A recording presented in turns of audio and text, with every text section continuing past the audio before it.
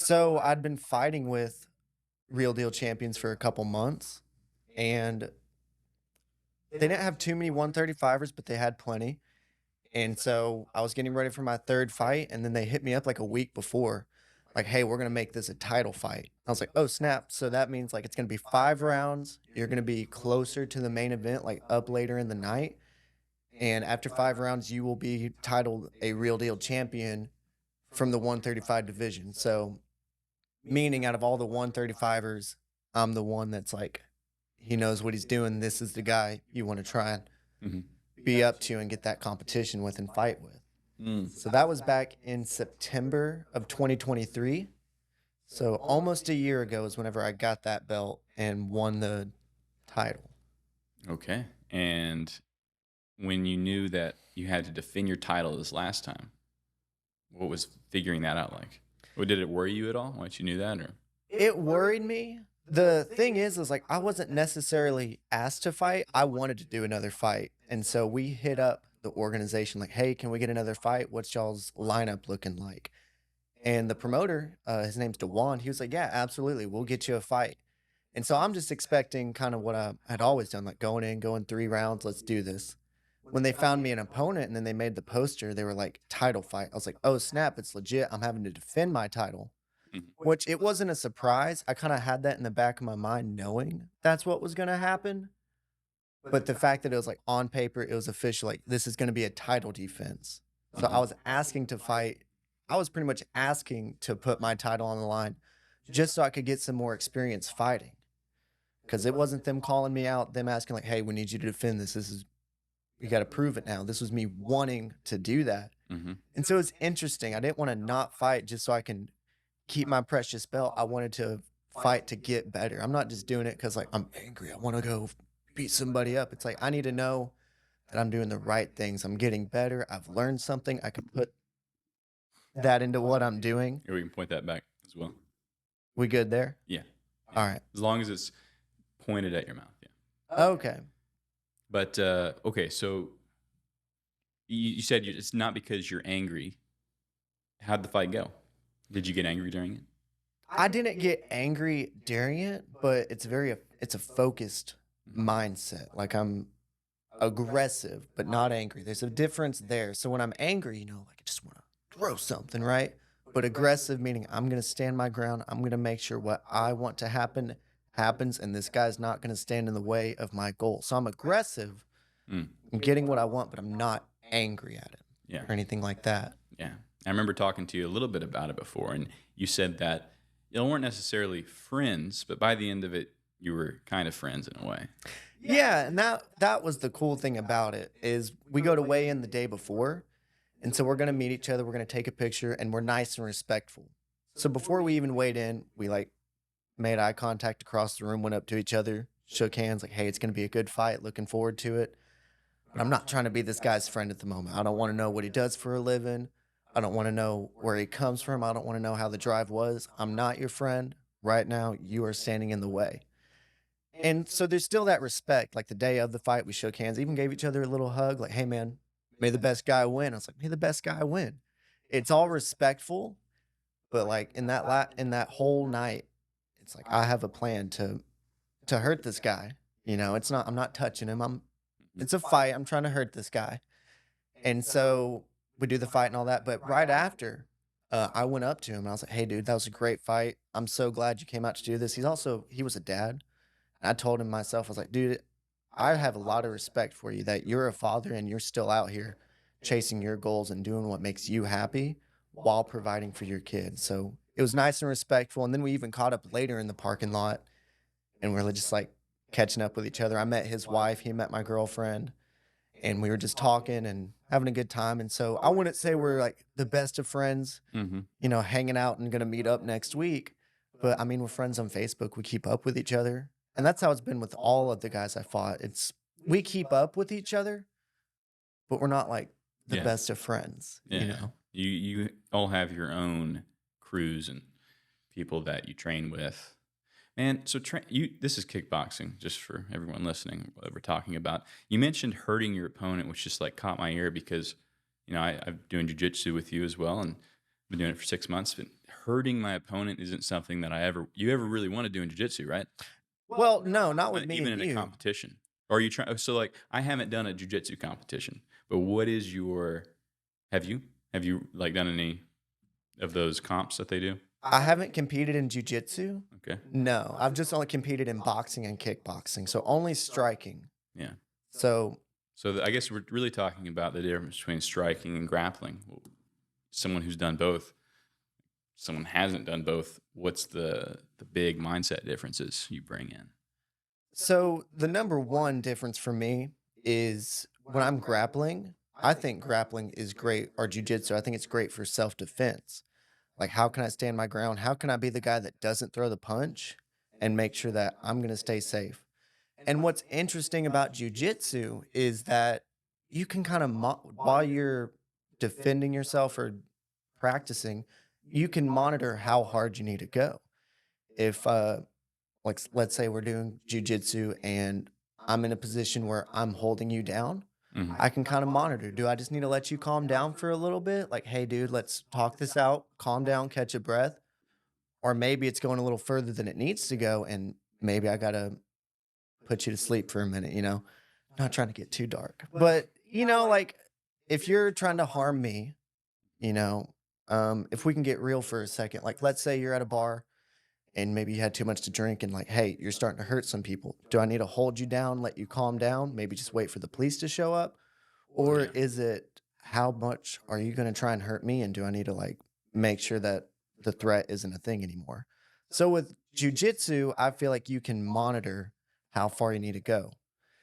With striking, my intention is to hurt you. Like I'm a weapon. I'm going to do something to you. So I'm not just going to poke you because you're not going to care about that. I got to get you to respect Hmm. that aspect of it. So from the sport end of it, what are the mindset differences you have to bring to like a training session for striking versus a training session for grappling? For a sport aspect, if I'm going to compete, Just not even compete, just like regular, weekly training. Do you bring a? We can start there and then go up to competition. I got you. So the training difference I would have is for me, I feel like I'm better at striking. So how can I perfect my game? Like what little things can I work on to get better? The things I already know. Hmm. For grappling, I'm okay at it. I'm not the best at it. So I'm going in there to learn completely new knowledge and make sure I'm doing the right thing. Striking, I feel like I'm doing the right thing. I just want to perfect it. But grappling, what can I learn today? What can I use and add to my game? And so one is kind of cleaning and dusting off and polishing what I have. Another for grappling is me collecting the knowledge and seeing what more I can learn and what more I can use. Yeah. So that's my difference when I go in. Okay. It's again, as someone who hasn't done any striking, it sounds more painful maybe than grappling, and like that I could get hurt easier doing that. Maybe I don't know. I haven't done it, but you don't train full intensity, full No, contact. But when you go into a competition, you do. How did it feel the day after your last competition? this one, after this fight, I had a bruised up face. I had a black eye, some spots all over. And I was a little sore, but not as sore as I anticipated. So I was bruised, my jaw kind of hurt, but other than that, I was okay. Like I took a week to relax. I still would come to the gym and work and train, but I didn't spar because that's a big thing too. Is like I don't want to take unnecessary damage. So after I do a fight, I will take a break from sparring to make sure like my brain is still going to work because that's important for me. I don't want to just keep getting hit in the head and do that consistently. I only want to do it when necessary. Yeah, yeah, that's good. That's good. So you have an upcoming IKF fight, which is the International Kickboxing Federation. Is this one that you were asked to do? Is this defending your title at all, or is this a completely different league? I guess, or Yeah, what do they call this? so that's a different league. My title is with Real Deal Champions here in Arkansas, but IKF, that's international. So that's within the whole nation. And I believe even people out of the US come to compete in that. And so we weren't asked to come to it. It's kind of like you can go and do it yourself Hmm. almost, Yeah. you know. Yeah. This is the international stage. Is this like the UFC of kickboxing? I guess is this the biggest league within the kickboxing It could be for amateurs. For amateurs, yeah. amateurs? Okay. Like there's definitely bigger ones out there for professionals, but for amateurs, this is Okay. the one that you So want to get. whoever wins this might one day end up in that professional. Potentially, and that is the goal. That's the goal for you. It is. Okay. And what's your favorite fighting movie? My favorite fighting movie, Yeah. I think it's Rocky. Rocky. Dude, whenever I'm up in the morning, like we get up at 6 in the morning, we go run 5 miles. I put on the Rocky playlist, Gonna Fly Now. Like, You do that every day? not every day. No, I run a lot throughout the week, not every day, but once a week I go on a longer run, Yeah. and that's whenever I'm definitely putting that Rocky playlist on. Okay. Have you always been a runner? Just growing up? No, No. So no. let's go back to like the first time you started training then, or the first time you got to running. What was your mile time like versus what it is now? So my mile time was probably like 10 minutes, Yeah. but About me. hey, dude, at least you're getting there. Yeah. I don't think the time too much matters. I think the fact that you did it, that's what's important. I'm much so the reason I'm asking, so what's your mile time now? Shoot, dude, 7:40. Okay. It ain't the 7:40. fastest, but But it's respectable. You know, I think the fastest I've ever done was mid 8 minutes. Um, so 7:40 to me, that's good, very good. I've never done that. Everyone has the capacity. This is what I've learned by doing jujitsu: is you have the capacity to change. Like versus where I was just 6 months ago. I feel like I've come a long way. Even just like my body, just like getting skinned up on the mat. That doesn't happen anymore. But Obi's just started jujitsu, and the other day he commented, "Man, I'm getting all these spots on my body where like I'm bleeding." I'm like, "Oh yeah, I remember that. I remember that happened to me too. It doesn't happen anymore. I didn't even notice it. It just stopped happening." But I'm a slow runner. I mean, I guess I'm more of like a distance. Like I'll get there, but it may take me longer. But I guess you could probably change that too, because you've gone from 10 minutes to 7:40. What was the big difference? It's just doing it more, specifically trying to go faster, or just going on jogs, or what'd you do? so consistency was part of it, but also different styles. So some days I would just do sprints for like, I don't know, like 20 feet or something, do that 10 times. And then a big thing that I'm a fan of, this is what I currently am doing, is I will do a modern jog for about 2 minutes. And then I have an interval timer just running through while I'm running. Mm. And then once that 2 minute mark hits for 40 seconds, I'm going to run. And then after that 40 seconds, it's right back to jogging. So it's moderate. We're going intense. It's moderate. We're going intense. And so that kind of keeps me going and then actively recovering. Mm. And then throughout time, I've just not naturally, but I've adapted to going faster, pushing harder, and then being able to catch my breath while I'm still going. Yeah. So that for me, that's been my biggest helpful factor is not just pushing myself through one pace, but forcing that pace to come out and then slowing that pace back down to catch my breath, even though I'm still running. Yeah. Yeah. I guess I've kind of experienced that. Just at least the ability to kind of rest at slower speeds versus when I first started, I would have to completely stop. Like the slow speed was the most intense thing I could be doing. That's cool. That is cool. So when it comes to running, like, do you ever run long distances? Yeah. So one of my favorites to do, this is a longer distance. It's nothing crazy. I'm not doing marathons. I'm not running like 20 miles. I'm not even running 10 miles.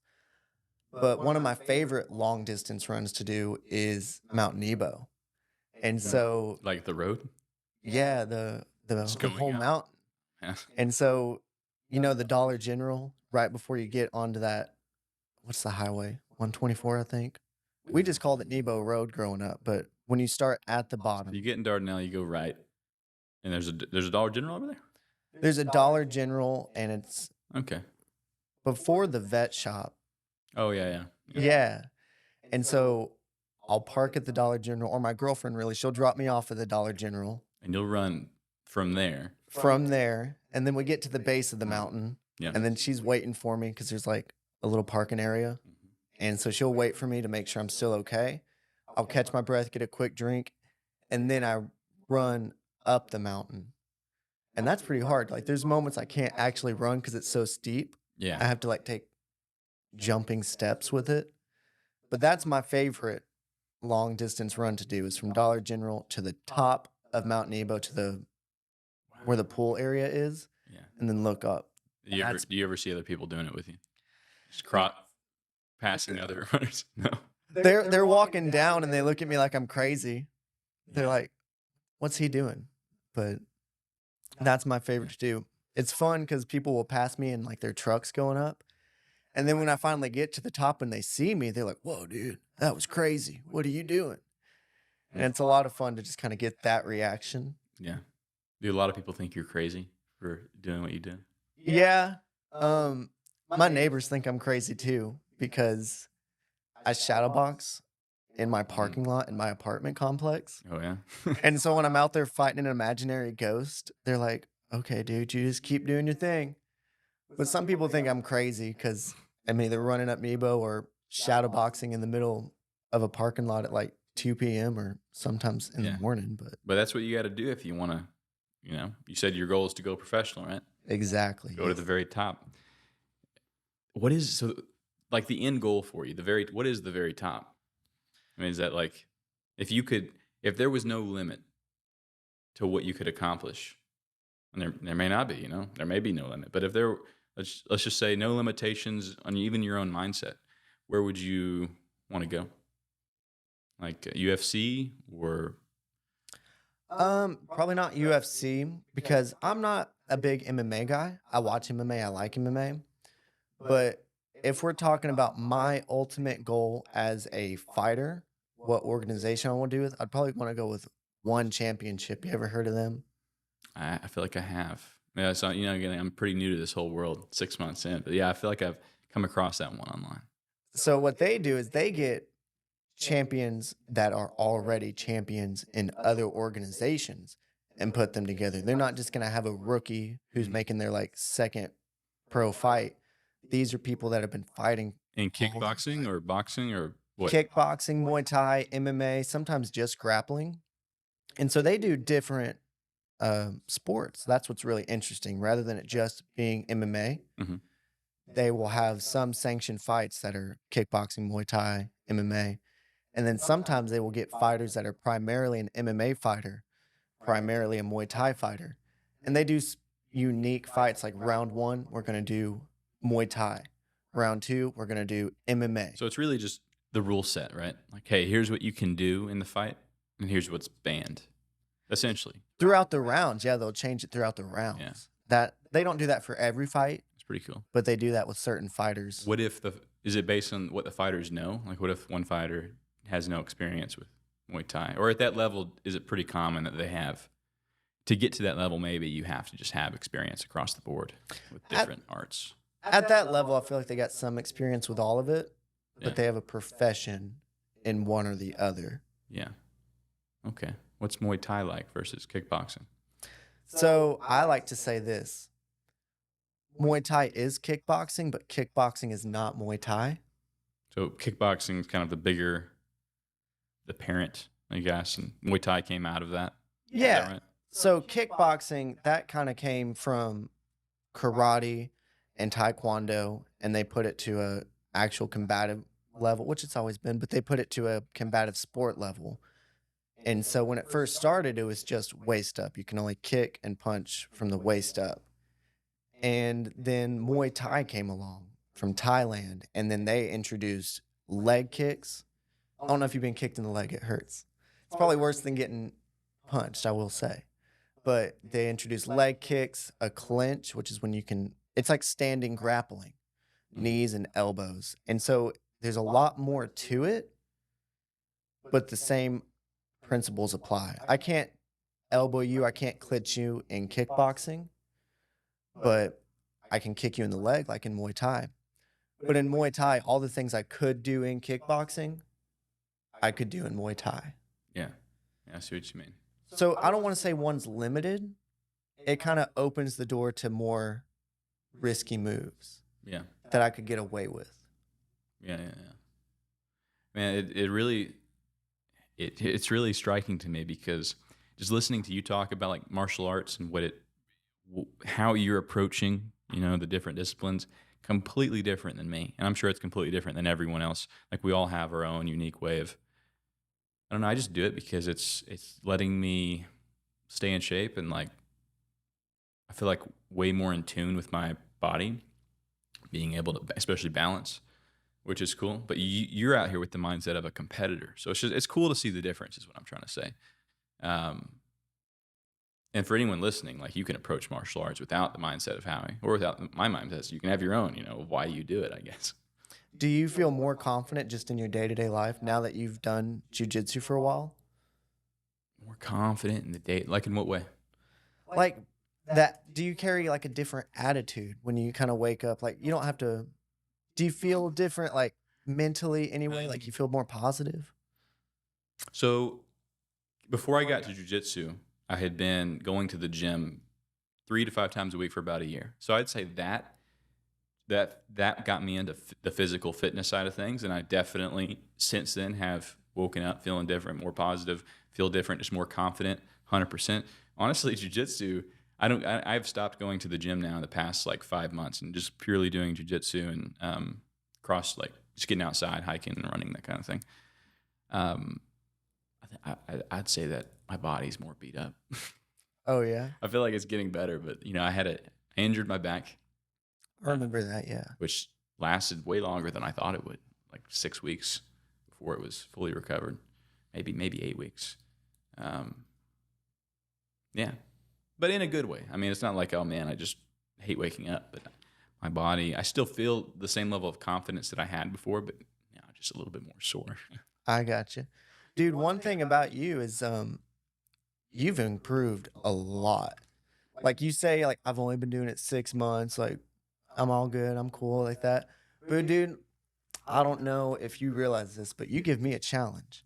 Like, yeah, you're taller than me, you're a little bigger than me, but I have more experience on you, but you give me a challenge.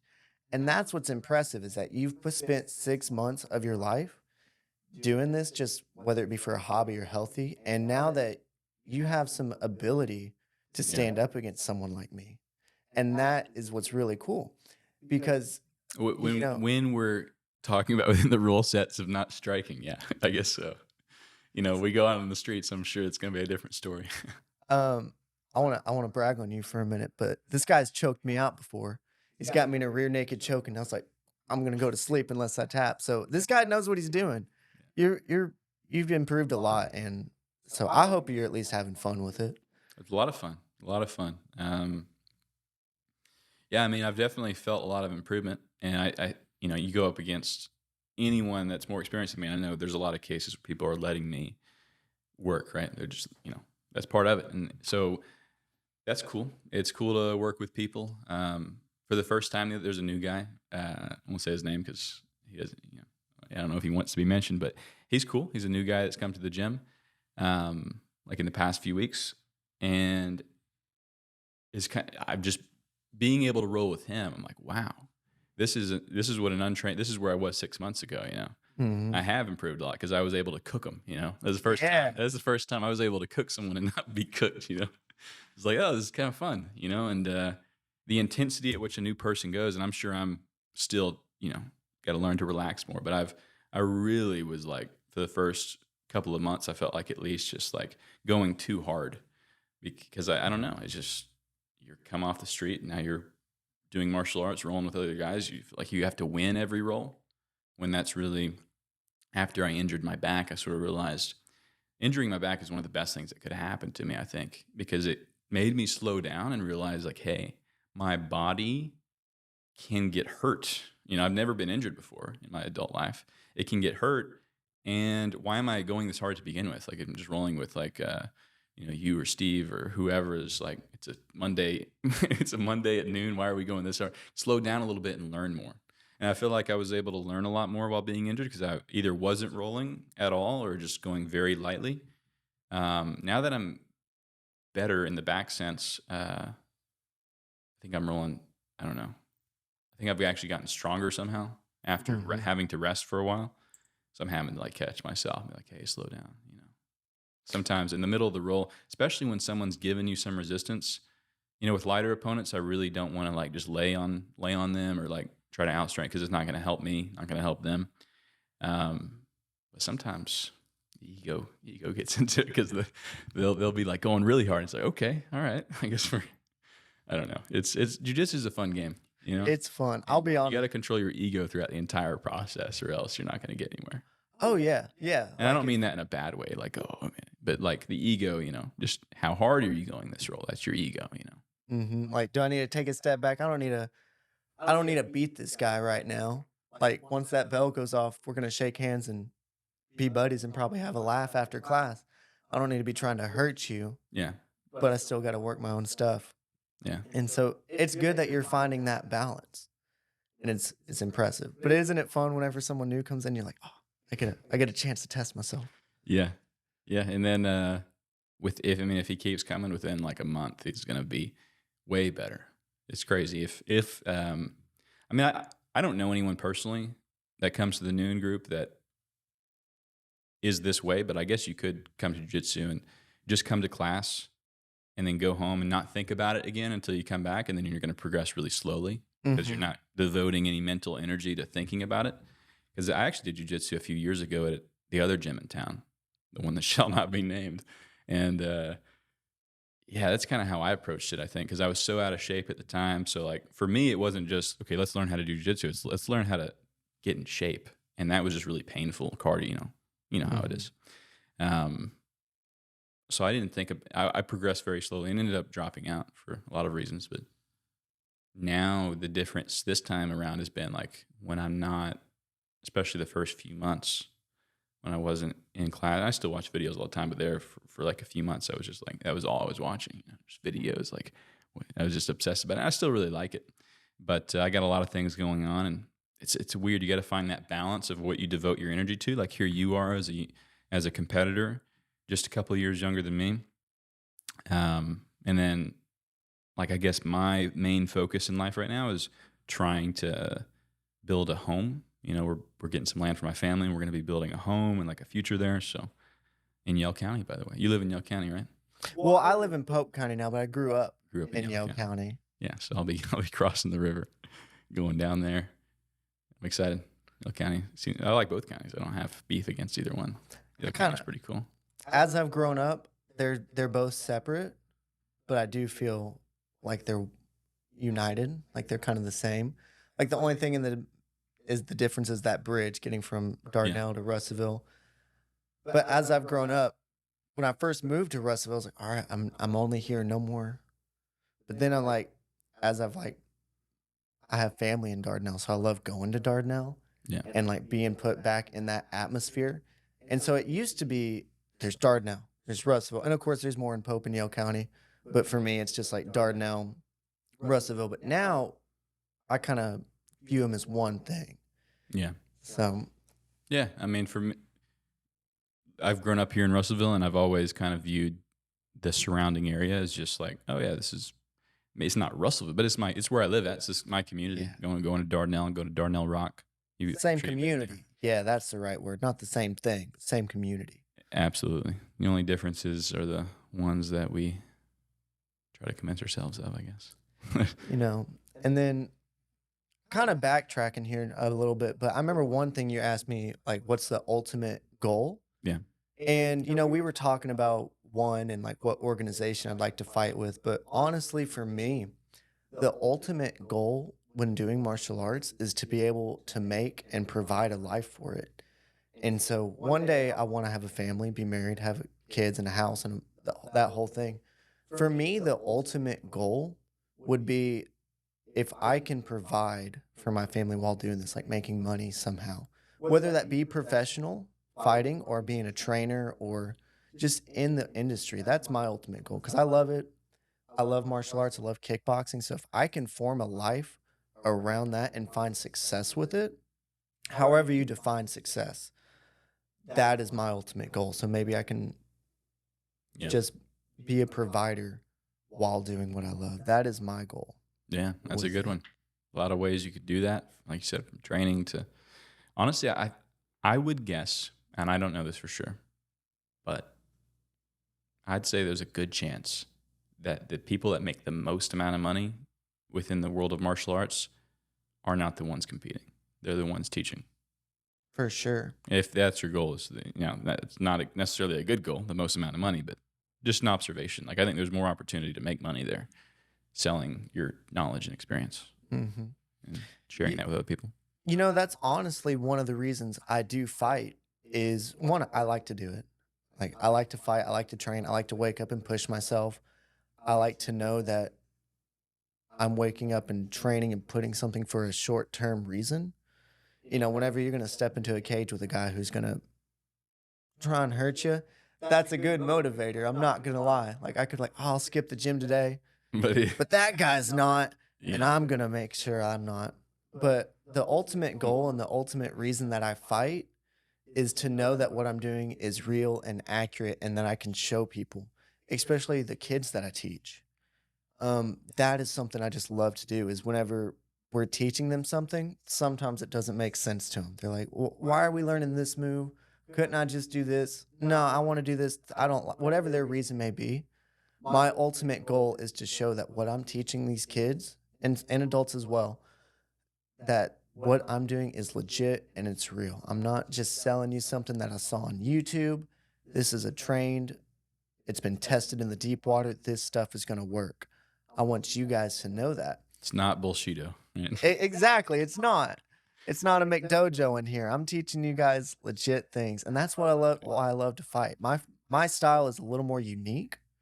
I kind of base a lot of karate and boxing into my kickboxing style. And so most of the guys I fight, they adapt a Thai style, that Muay Thai style. But when I put my karate and boxing style into it, it's very different. Most of the guys I fight, they try to just kick me hard, swing their legs at me. But I like to be able to kick people in the face, like a hook kick, a side kick, um, and boxing them up a little bit. So, you ever seen like Mike Tyson highlights? Yeah, Anything like that? yeah, Yeah, we've all seen a little bit of Mike Tyson. How he's always like all over the place, bouncing around. So I adapt a lot of that style because I'm shorter. And so they're not used to seeing that in a kickboxing match. And then that's what I like to teach my boxing classes when I get to teach them. But then in my kickboxing classes, I teach a karate style. It's called the Superfoot system. And so being able to blend a Mike Tyson style with a karate Superfoot style, that gives me my kickboxing aspect. And so whenever you look at the two separate things, people are like, all right, this is a little whack. This isn't what I would picture martial arts being. But then they see me doing it and they're like, okay, this is legit. It's gotten this guy pretty far. And then they want to learn it. So that's one reason I am fighting is to show like this is what's gonna work. yeah. Do you think that every teacher should compete, has to compete, or has to have done it in the past? That's a good question, dude. Hitting them with the hard ones. Yeah. Are they Dude, not? Are they fakes if they don't? I wouldn't say they're fakes. I would definitely want my teacher to have some experience. And I know that the people I train with do. Um, I get to go train with a UFC fighter, TJ Brown, from time to time. That's a lot of fun. I know his stuff works. My coach, Brian, you had him on the podcast before. Um, I mean, the guy opened a whole gym doing what he knows and taught me it. So I know what he has is successful. And he used to be a fighter, MMA and grappler fight and jujitsu fighter.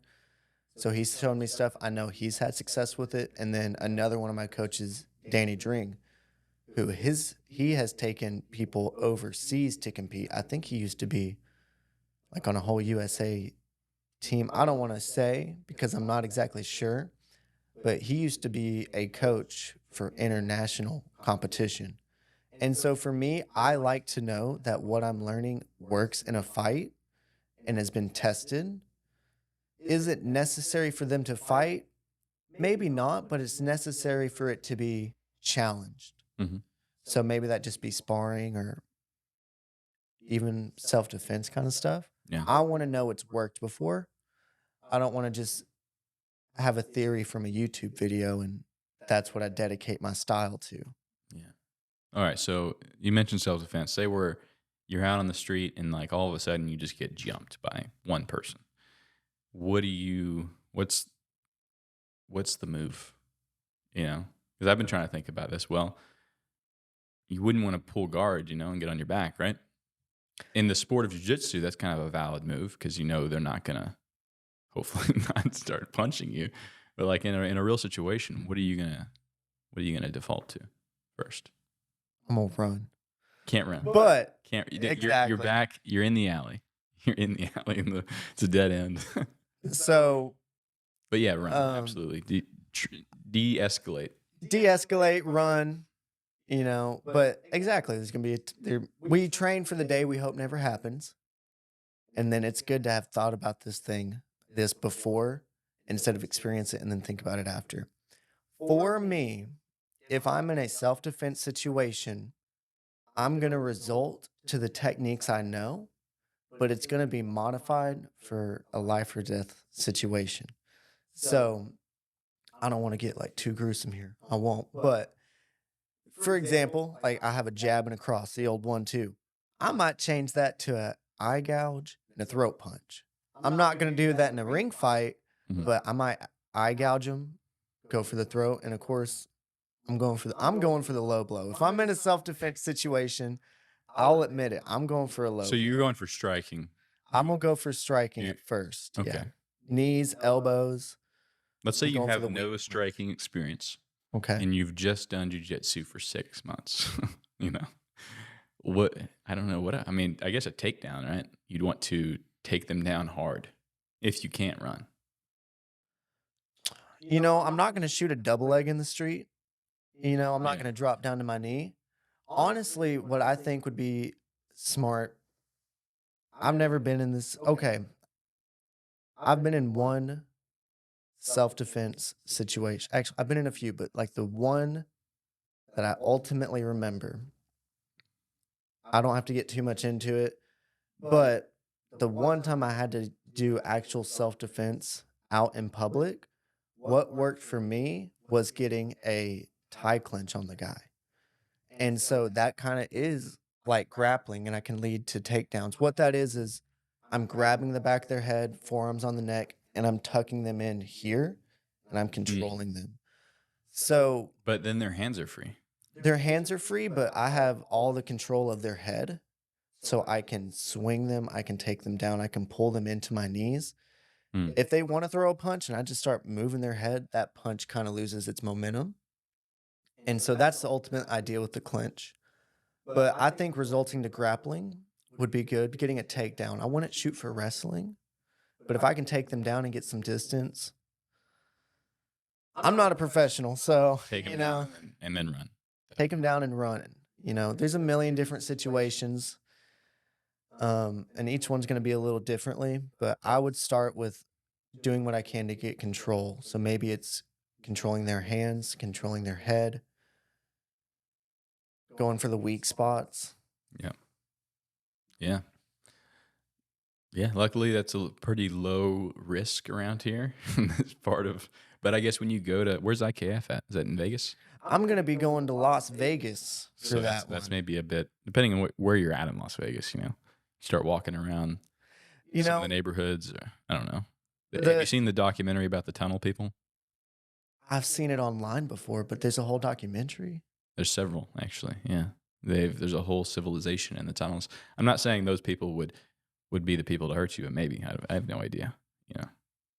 I won't break into their home. I'll let them stay there. I don't like fear mongering. Like have you ever met someone that's like, why would you go to Vegas? You're gonna get robbed.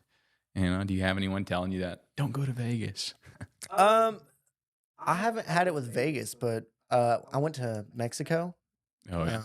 And so whenever I went there, a lot of people were telling me not to go there. Like, oh, they're gonna kill you. Yeah. I was like, I don't know about that. When we went there, the people were so nice. It was a great community. They were very Where'd you welcoming go? and inviting. We went to Jalisco, I believe. Jalisco? I believe. Oh, he's over there working on something. I'd ask him where Jalisco is. So we went. I went with my girlfriend to visit her grandparents. So I'm not gonna lie, I was just along for the trip, but I think Jalisco is where we were. Oh, your girlfriend's family is in Mexico? Yeah. Okay. You And speak so any Spanish? no habla español. I've been studying it, learning it, Oh yeah? trying to. I'm gotten to the point where like I can understand a decent. I feel like a decent amount that's being said, but my speaking ability, that's listening and speaking are two different skills. I need to practice speaking more, to be honest. What are you using to learn? Uh, YouTube, flashcards, music, Chat GPT. Chat GPT is a good. So sometimes it's wrong. Like I'm not, but you can have conversations with it. I don't know if you saw it. They put out a video yesterday of this new update that's coming to it, and it's insane. Like it's just a weird world that we live in now. You can have like it is so human like in its conversational ability, and you can tell it, hey, you're gonna be my Spanish tutor today. I want you to break down these sentences that I just heard. That's usually how I use Chat GPT. Is I hear a sentence or I see a sentence, and I'm like, okay, break this sentence down. And it tells me all the verbs in it and why they're used that way, and then But then again, that's not helping me necessarily learn how to speak it better because I'm not actually speaking it to a human, which is different. What was I going to look up? Jalisco. Yeah. I Jalisco. Obi, have you been to Jalisco? No? Want to? That looks like a cool spot. But that is, yeah, it's on the southwest coast. Were you by the ocean? No, we were more toward a lake. So we didn't go to the I see ocean the from there. big lake. Yeah. It's a huge lake. Yeah, cool. So when we went there, another interesting thing, so like doing martial arts everywhere I go, every time I go on a trip, whether it be just Bentonville, Little Rock, or even out of state, like Mhm. Wisconsin or Arizona, Las Vegas, whenever we go, but we try to find a gym to go to.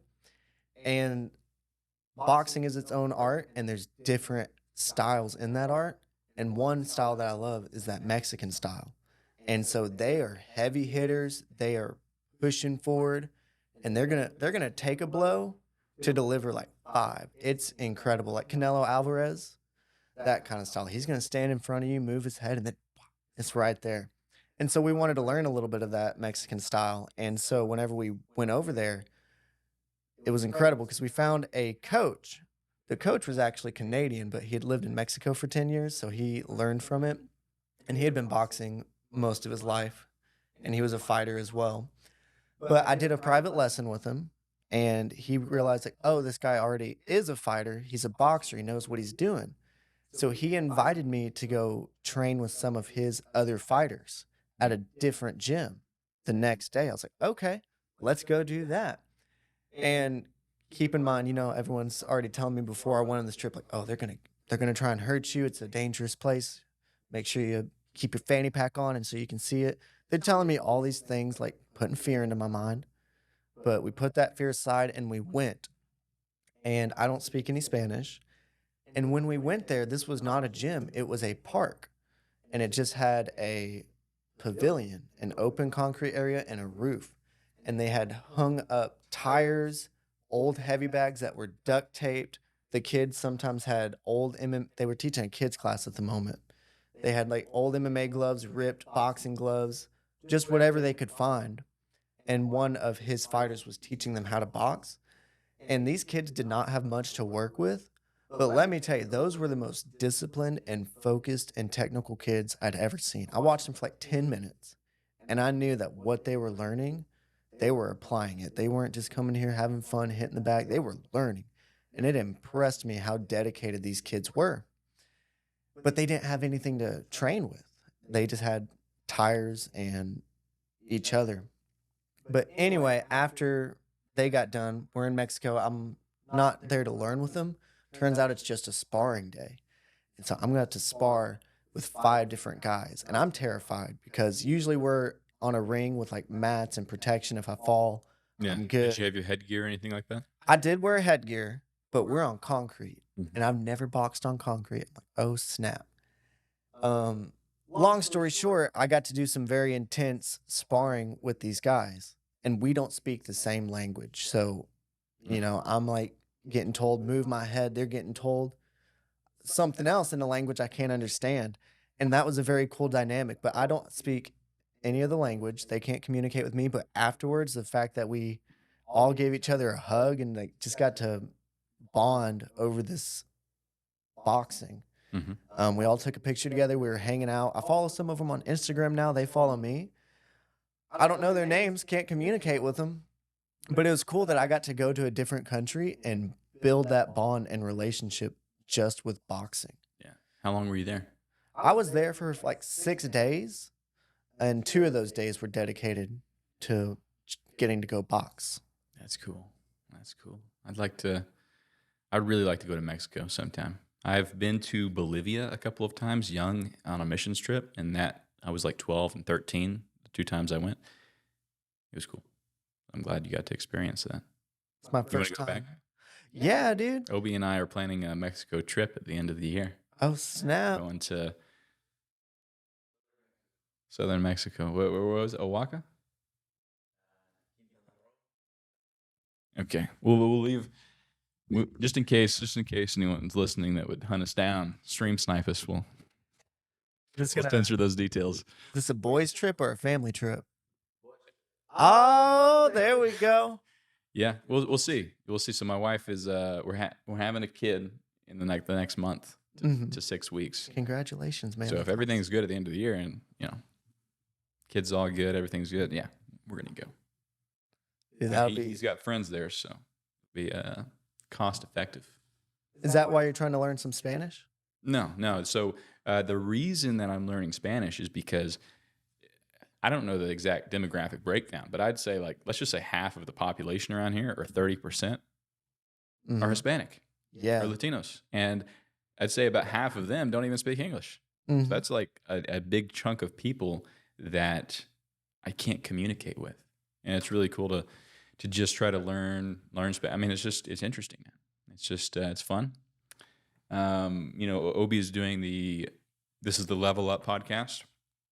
And then Obi does the Eleva podcast, which is basically Spanish for level up, basically. Elevate. So we've been getting a lot of Latinos in here and Latinas speaking about their businesses and what they're doing in the community. They do it most of the time in Spanish. But not just be able to connect with more people, really. Yeah. I remember growing up in Dardanelle, more than half of the population was Hispanic. And so being able to speak Spanish, a lot of the kids I graduate with, they're bilingual. And that is so useful now. And then you got me, who I took French class, and I don't speak a word of French. I was like, I'll just get to go through French. But dude, I really think learning Spanish is the next thing to do. Because in other countries, they learn multiple languages just so they can communicate. Yeah. And I think if we limit ourselves, like, we speak English, we should try and stick with English. But the fact that you're trying to learn some Spanish, that's impressive. It's really good. No, I think, I've spent my whole life, I took Spanish in high school and stuff like that. Didn't learn much, beyond some basic words. This time around, I've still got, it's gonna be a lifelong journey, right? Like I'm never gonna be like, all right, I've learned Spanish one day, now I know it. Right. It's gonna be a process. But what I'll say this time is different because I've made it further than I ever have before, and I've started to realize like learning a different language is literally like rewiring your brain in a way. The way that like Spanish speakers think is a bit different than the way English speakers think, because if you think about it, our languages is like our societies and cultures programming us how to think, because they give us the words to use. They give us the words. The media gives us feelings to associate with those words. Books do. The culture does. So to learn a different language is literally to learn a different perspective, on basically everything, down to the way you think about your basic concepts. So I think that'd be helpful for everybody to learn that your way isn't necessarily the best way, right? I'm not saying that English is better than Spanish or vice versa, But to have that different perspective and realize, okay, there's a lot of people that don't think the same way I think. That's valuable. We live in a world, especially in the States, where you can, and in our current like digital landscape, where you can just harbor up yourself and not be exposed to any new ideas. You can also use that same thing to expose yourself to a ton of new ideas. The internet's kind of like this double-edged sword, but it's so easy to be on that other side of the sword where you're in your safety bubble. You only hear conservative thoughts, you only hear liberal thoughts, you only hear this or that, and you become so like just really driven by fear. Sometimes that's what it leads to, because then you start thinking like, anyone that doesn't think the way I think, how could they do that? They must be evil, right? There must be something wrong here. There must be something trying to. Sorry, I'm on this little rant right now. No, you're good. But that's the value of learning another language. Really, it's not about the language. It's about like, okay, you have a new perspective. So with learning another language, I used to work at Walmart, and I've worked quite a few retail jobs. But when you work at Walmart, there's a lot. I'm not speaking. I probably shouldn't have even said that, but I'm not speaking about the current staff. I'm just speaking about my experience with these 6 people that come to my mind. I'm not Yeah. speaking on behalf. And we don't even know what Walmart you're talking. Yeah, but we would have a lot of Spanish speakers come through the line, and they didn't know too much English. Maybe they knew hello, maybe they could understand the numbers, but sometimes they'd even bring their kids in there to translate.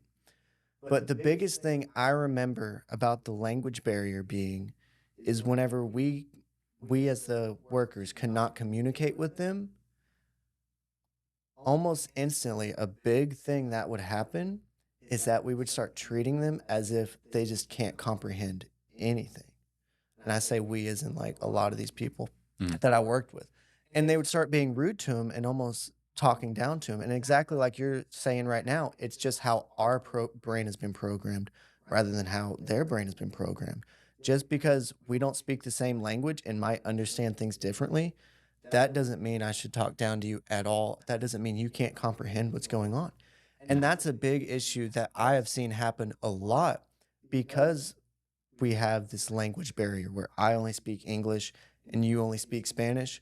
Well, you can't comprehend what I'm saying. So clearly I'm the smartest guy in the room. And that's wrong. That's a big thing that I've noticed a lot.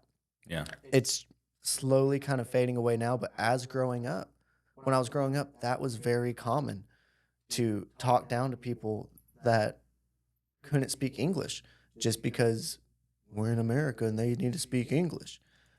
A lot of the people I knew, not everybody, a lot of the people I knew would kind of talk down and Yeah. push Spanish speakers to the side. And then I kind of distanced myself from that way of living, but it's still an issue that we face. And so I think that learning a new language, whether it be Spanish or my girlfriend, she's learning sign language, she's learning ASL. And so the fact that I cannot communicate with a deaf person, that doesn't mean that I'm better than them because they can't communicate with me. We need to learn how we can all communicate together. So you learn in Spanish, that's just going to help people. That's not going No, to I ruin agree it. with you. I don't think this is, and just to clarify for anyone listening, some people can hear what you just said and be like, "Oh man, Howie, he's a white apologist or American apologist." But really, this isn't an issue of that. It's a human issue. Yeah. Like for example, we go down to Mexico. There's gonna be some guys down there that we're gonna struggle to communicate with them, and they're gonna think, "Oh man, these guys are idiots." Like it's really a human thing, and it doesn't even have to do with just languages. If you don't hold the same like political viewpoint I hold, or whatever, I could think the same thing about you in that context. Like, man, Howie, let's just take, he thinks the sea turtles, he doesn't think the sea turtles are about to go extinct. He's a horrible person. You know what I mean? Like sometimes I drink LaCroix. I offered you one before we started. And some people, like literally just me having that drink, you could look at me different for that because it's LaCroix. Like I feel like you hold that drink and immediately some people are going to think, "Oh, he's a liberal," or something like that, right? Yeah, at least I could see that being a viewpoint someone has. So, And then these are just languages that we speak, but I'd say martial arts is another language. These are all other languages, and these are languages of the body, right? Learning oh that, yeah. okay, my body can express itself in this way. That's pretty cool. Like, honestly, I would like to. I told my wife this recently. I would like to learn dance one day, some sort of dance, because like martial arts has given me the perspective, like, wow, man, my body is.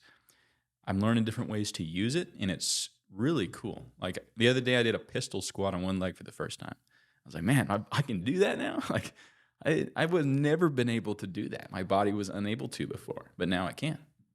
Um, dude, I would love to learn dance. I've gone to. I was in Texas and Billy Bob's Honky Tonk. What's the big, massive one there? Bucky's. No, not the gas station. It was a hoedown place. But we were on the dance floor, and I looked like a fool, but I had fun dancing. But I think learning dance would be cool. But a boxer, Lomachenko, he used to do ballet, made him light on his feet, and that helped his footwork. So I would learn dancing, one, just because I like to dance, but two, being able to do stuff with your body is just going to benefit you. So I would love to learn how to dance, whether it be Yeah. if I could break dance or if I can like have a girl swing her around and like, I Yeah. don't know, do some cool moves and be like, whoa, Yeah. I'd like to learn some sort of partner dance. partner dancing. I Yeah. don't know what that would be, but maybe my wife will be down one day when she's not pregnant. She doesn't want to learn right now, understandably. Man, the other day I went hiking in Tennessee. I was in Tennessee learning how to build dirt houses, adobe houses. And I went hiking on the last day up a mountain that was about like 1,700 feet of elevation gain. And the guy I went with, appeared to be in, decent shape and whatnot. And, outdoors guy. By no means he was out of shape. But I guess cardio wise, like I just didn't realize the impact that jujitsu has had on me these past 6 months. Cause I just walked up the mountain, and yeah, I mean, like some parts we took breaks, but he was like dying while I'm like, all right, you ready? And it was entirely from jujitsu. Like I haven't done any really, other than light jogging with my kid. Like I haven't done a ton of other cardio related things. So it does show you that your body, it translates over to a lot of other things. Mm-hmm. The pistol squat. Like who cares about doing a pistol squat? Well, when you go hiking, and you get a high foot on a rock and then you just step up. That's why you'd want to do a pistol squat. Or just Exactly. walking across the yard. We have some elevation changes. I'm able to just walk across. So it really does add value to a lot of other areas of your life. Mm-hmm. Just being able to do like these little things. And you know what I think is super impressive is I'm not calling anybody out, okay? But our noon class, we have a lot of older guys. I mean, we don't have any like old men walking in canes, but you and I, we're the youngest guys in that room. You're 26, Yep. 26, I'm 24, and we're in a room with a bunch of guys that, mortgage almost paid off. They got a full line of kids in high school and things Yep. like that. We're the youngest guys in the room. Yep.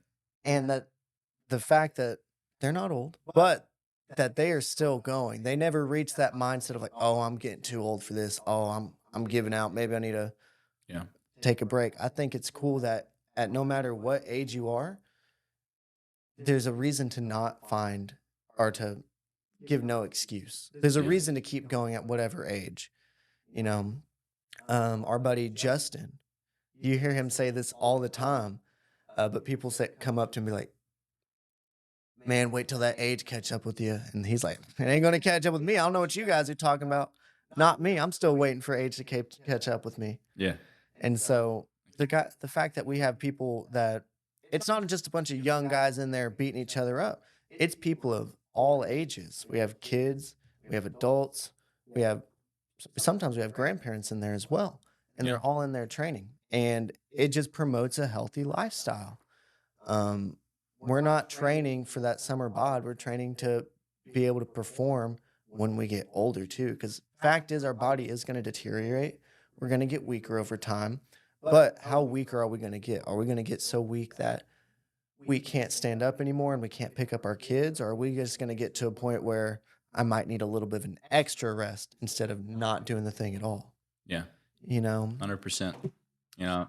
What you just said there gave me kind of a new perspective on something. When I started working out, year and a half ago, I was kind of chasing, well, not necessarily, one of my goals was like a six pack. I was like, man, Sure. I want to get a six pack just to prove to myself I can do it. And I'll be honest, I have not yet gotten that six pack. My body fat hovers about 17%. And yeah, I could. I mean, ultimately, I'm in control, right? Just cut down on calories. Um, but that being said, a six pack to me isn't a current goal because the goal now is like longevity, especially Hmm. after that injury. I realized, man, like I was literally, thinking, okay, what if I had paralyzed myself? Like that could happen. Would I still be able to find value in life? I think yes, but I don't want to paralyze myself. So like, let's make sure that I'm still doing this kind of stuff, still able to move, and because I know a lot of like, I was talking to an 85-year-old man the other day, and this dude is, decrepit and like can barely walk and can barely hear, and I don't want to be like that. I want to be like the 85-year-old who's doing stuff, going on a run or going on a hike, which I've met 85-year-olds like that too, that Hmm. do stuff like that. And the difference is, yeah, I mean, there's some things you can't control, but the difference is they lived a different lifestyle. Well, he's not my coach. He's taught me a thing or two, but at our gym, this guy will just come in from time to time, and his name is uh, Roland, I believe. And he comes in there and he learned traditional martial arts growing up. He learned Wing Chun, Judo. I don't know the art, but he knows how to use a sword. I see that guy in there swinging a sword in a very legit and I proficient always way. wanted to go grab those wood swords and learn to do something, but I You don't know. can. I'll let you. I'll turn my head. Um, but he's just in there. He's like working on the Wing Chun dummy, and he's maybe 5'5", smaller than me. And from time to time, whenever it's just me there, because I clean, I work there, and so when it's just me there, he comes in and he does his stuff, and he will sometimes ask me if I want to learn something. Like absolutely. And this older man will, he's an old man, honestly. Um, he will get me started. He's like, all right, attack me. And whenever we first started, I'd be like, oh, here comes a punch. And he's like, he'll like do some Wing Chun and flip me and sweep me. And that guy has made me fly before. We're at a What point is Wing now. Chun? Wing Chun is It's like Steven Seagal, just like you touch him and then you flip. that's Aikido. I know what you're talking about. Wing Chun is the art of trapping. So it's like parrying, blocking, creating an opening. So Wing Chun is if someone's trying to hit you, you trap their hands, redirect that energy, creating an opening. And so you ever see those wooden poles that have the sticks? Yeah, there's one in the corner. Yeah, so that's our Wing Chun dummy, and it's meant to practice these routines and combinations. So it's hard to explain Wing What Chun. does anyone use that stuff over there for? Are there ever any classes or trainings? So it's kind of a memorial Hmm. to I believe Mr. Dean was his name. He was before I was there. I never met him. But you see all those pictures that we have. Mm. He was Brian and Cora's coach, Mm. and I believe he passed. Well, he did pass. I'm not sure when. I think maybe in 2020. And so he built one of those Wing Chun dummies. And so that place is kind of a memorial.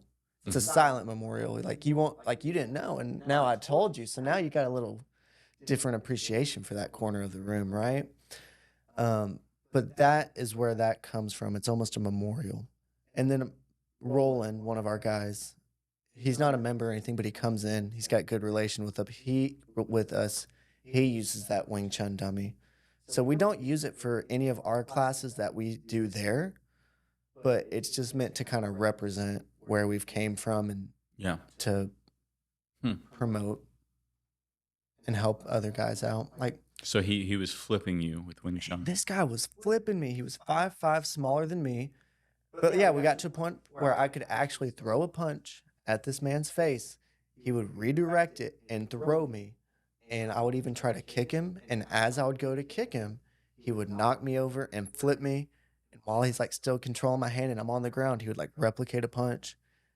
we started where I was just like going with the flow of it's like, oh, cool, that was awesome. But it got to a point where he's like, no, you can attack me, take me down. And I'm doing legit stuff to try and hurt this man. Mhm. And he's just making me look like a fool. I wish I could really explain what he was doing. And he tried to show it to me.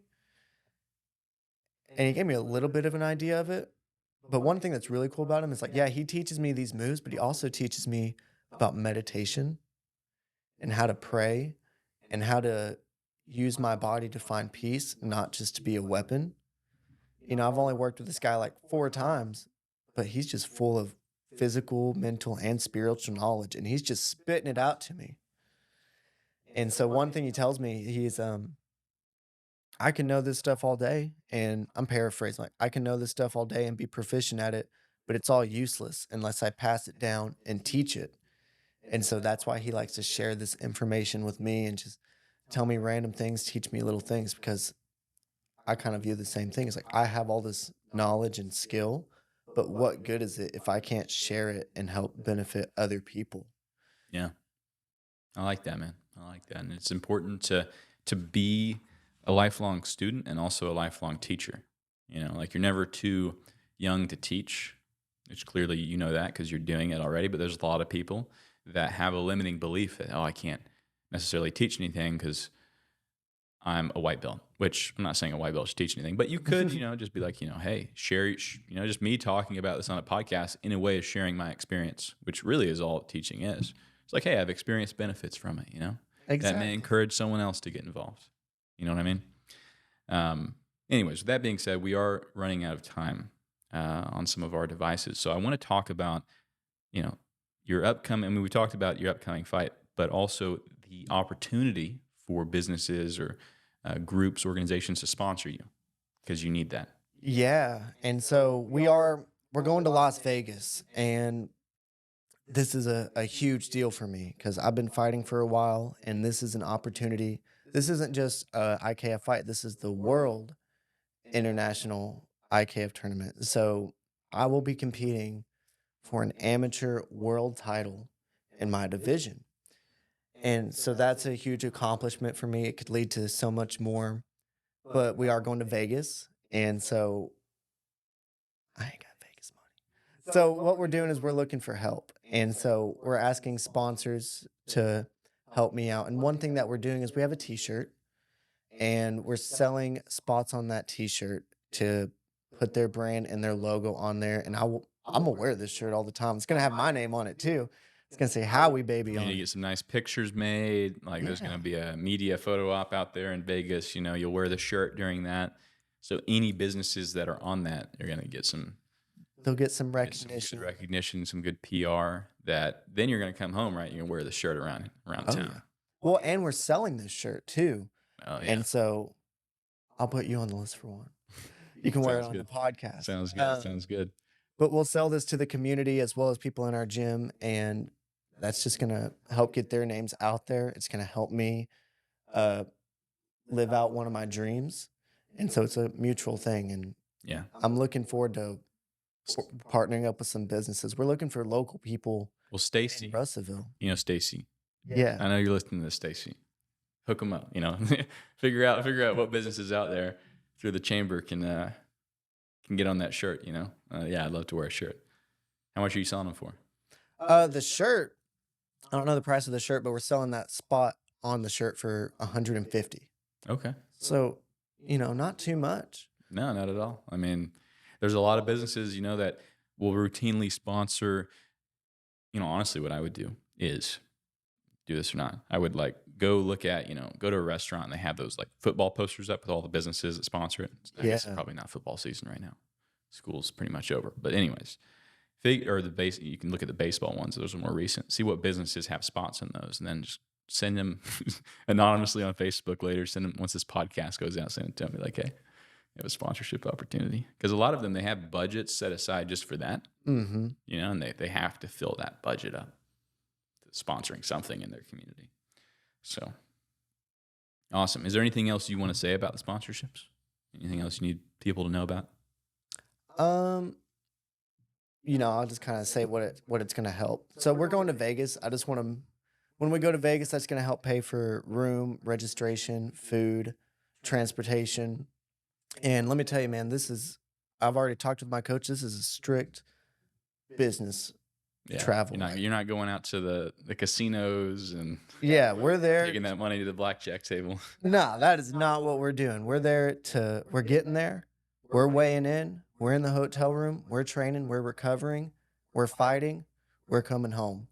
And so, but we are going to be there for about 5 days, And representing this community. representing Russellville, Polk County, River Valley, Yale County, everybody representing what we're made of. And so, but sponsoring is going to help with a lot of things. Also, it'll help me to keep training because I go in many places in the state to train. So it'll help me to get more experience. It'll help me to get the proper equipment that I need. It'll overall just help me ensure that belt is coming back to Arkansas. Mm-hmm. That title There is we coming go. back. There we go. And how can people get in contact with you? Just through Facebook? Do you have anything set up, an email address you want people to? So you can get in people to touch with contact me. Brian, or get in touch with you. Who's absolutely. running the operation? So Brian Wilson, Force Martial Arts here in Russellville, they're running it. I'm helping with it. ForsaMMA.com. Scroll down to the bottom. There will be an email there. Instructor at Forsa Martial Arts or ForsaMMA.com. Yeah. Yes. And then even, getting in touch with me on Facebook or Instagram, Howard Steer on Facebook. It's Howie Baby on Instagram. But getting in touch with me there, we can definitely figure something out. So to be honest, this is also something very new for me. I've never sought out sponsorships. I know a lot of people in the community, but this is a new opportunity for me. So I'm still getting used to it. I'm excited to make it happen. So, but getting in contact with me through Facebook, Instagram, or even Forza Martial Arts, or even my coach, Brian Wilson, getting in touch with us any way can help. Sounds great. Everyone, thank you for listening. Go support Howie Steer as he goes to Vegas and tries to bring this title back to Arkansas in July. Yes. July. So this is coming up pretty soon. So let's get on this, everybody. Thank you all for listening. We'll see you on the next one. Thank